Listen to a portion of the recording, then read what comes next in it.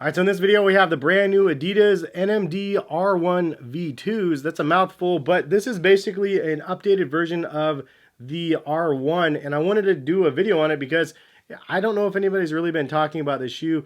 Nobody's really talked about NMDs in quite a while, but I figured it would be worth a look to see if they made any adjustments to the shoe that are worth taking a look at. So hopefully you guys enjoyed the video. Let's go ahead and get into it.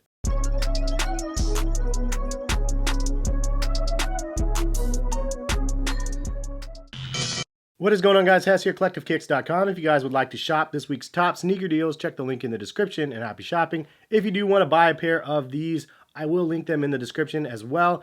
They should be around retail. I'm sure we can find them under retail already, though, because nobody's really been talking about them, and they've been out since the end of 2019. It's been something I've had my eye on, but honestly, I didn't want to get them unless I got them on sale, which I was able to do, so I figured, you know what? Let's go ahead and drop the video. So if you guys like the video, go ahead and drop a like on the video. It is much appreciated. I also do have a pair of the R1s to compare them to, so we could kind of see what changed over the evolution of this shoe. So as we know, the adidas NMD R1 with Prime Knit was one of the first pairs of adidas NMDs that dropped. Then they had 1,000 different versions of R1s, and then they had the R2s even. So there was a lot of changes. However, the staple that really people liked and was the ones that were more sought after were the R1 Prime Knit versions, which this one has the Prime Knit, which is a lot stretchier than the other versions.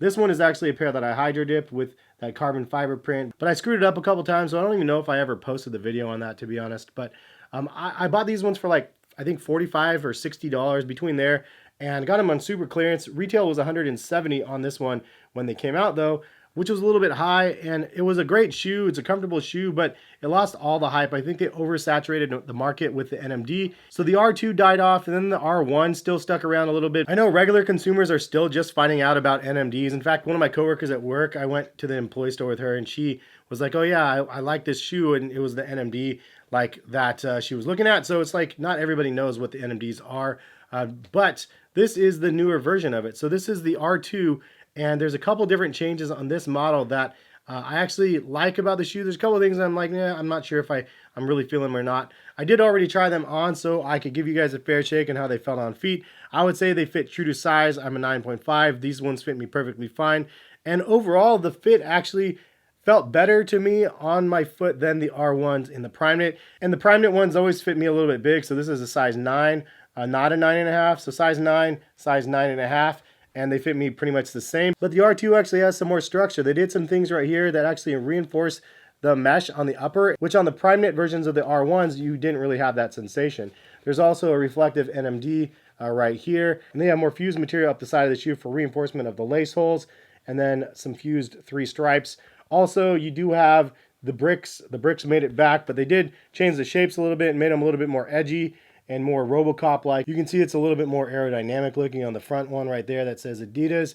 And then on the back one, they made it look like straight up Robocop, which this right here is actually the part that I'm not really feeling about the shoe. I don't love how it comes up right here. And I don't think it's a hazard or anything, but it doesn't add anything to the shoe because you can actually feel it. If you lean really hard into the ankle, you could feel that hard rubber spot on the side. It's not annoying or anything, but if you have really wide ankles, that might dig in a little bit. Leave a comment in the comment section if you have them, if you have wide ankles, and if that is a problem. I think they did that though because they did get rid of the back tab of the shoe, so that's the thing. They kind of made them up the sides of the shoe and then got rid of the one on the back. Did a little bit of a loop right here instead of the up loop on the back of the other NMDs. I think that this is NMD one with the up loop on the back is just preferred. I like the look of it, but this one doesn't look bad either. It's kind of more clean. The overall cut of the shoe, it looks a little bit higher back here and also a little bit higher on the tongue. One of the fundamental problems with the NMDs is the laces were like always way too long, but on this one, they actually have 4 lace holes, and on the traditional ones, they only had 3, which was the problem for that. They had just too little lace holes to make it work, and now they have 4, so that extra lace hole actually adds a little bit more support to the shoe as well. So if the R1 lacked a little bit, it feels like the R2 has more stability and support than the first one. And then on this colorway, you have an Adidas logo that's fused on to the tongue right here. And then of course the Boost midsole, which they've done something different on a couple different models, which is interesting. First of all, we have gold Boost. Like nobody even told me that we have gold Boost. Like I've been wanting that forever, and now they just have it random casual on random models. But interestingly enough, they only go halfway through. I don't know why they're doing the split down the middle. Kind of looks cool, and I mean, I can't make lines that clean, so it looks really clean. But I wish they would have done gold up the entire shoe. And gold and blue, don't really love the combination of colors, at least on this colorway specifically. But hopefully they have better colorways and better color blocking on some of the other colorways. One thing I did want to mention is the sole traction is exactly the same.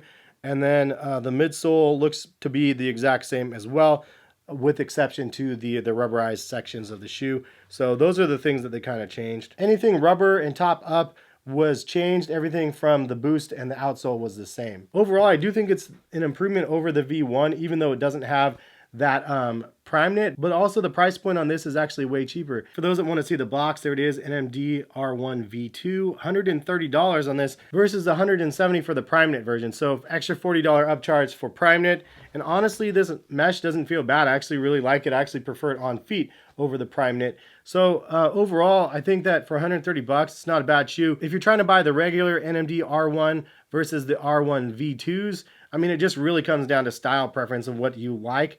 But like overall, I actually don't mind the updates. I think it looks kind of fresh. Leave a comment in the comment section though. What would have happened back in the day if Adidas would have dropped this version instead of the R2? So this one's the R1 V2, but if they didn't do the R2, then do you think that this one would have had more traction if they actually called this the R2? I'm curious. I mean, I think it looks better than the R2 that they ended up having. Would I recommend it? I mean, it's all preference. $130 is a great price point for the shoe, but I do know that they'll end up going on sale eventually. So it just depends on where your pockets are at and how soon you want to get them. If you wait it out, you could probably get them for way cheaper. But if you want them now, then you got to, pony up the 130 and make it happen. But overall, not a bad shoe. Like it, comfortable, and one that I could see myself just adding to the rotation just as a regular pair of sneakers to just throw in and walk around in, because it's a good one on feet. Anyway, subscribe to the channel if you guys are new to it. Notification bell to be notified of when the videos go live. Thank you again for watching, and more videos very soon. Peace, guys.